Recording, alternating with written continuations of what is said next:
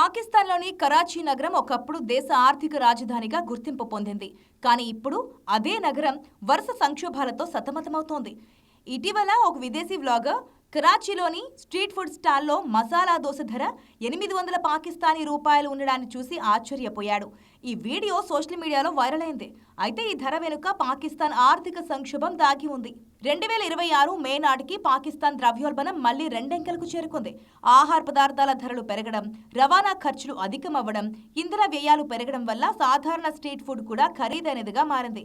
దేశంలో ఆహార ద్రవ్యోల్బణం దాదాపుగా 8% వద్ద ఉండగా మొత్తం ద్రవ్యోల్బణం 11% పైగా నమోదైంది.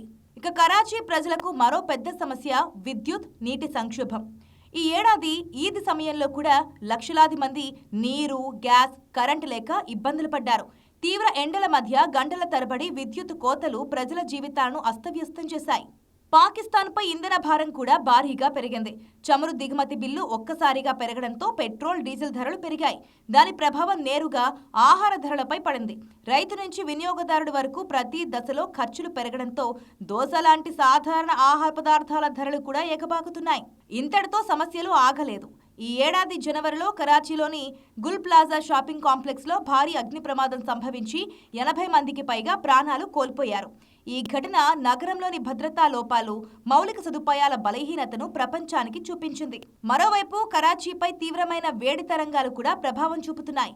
ఉష్ణోగ్రతలు 40 డిగ్రీలకు పైగా నమోదవుతుండటంతో విద్యుత్ డిమాండ్ పెరిగి మరిన్ని విద్యుత్ కోతలు ఎదురవుతున్నాయి. వాతావరణ మార్పులు నగర జీవనాన్ని మరింత కష్టతరం చేస్తున్నాయని నిపుణులు హెచ్చరిస్తున్నారు. అందుకే ఇప్పుడు వైరల్ అవుతున్న 800 రూపాయల దోశ కేవలం ఫుడ్ స్టోరీ కాదు.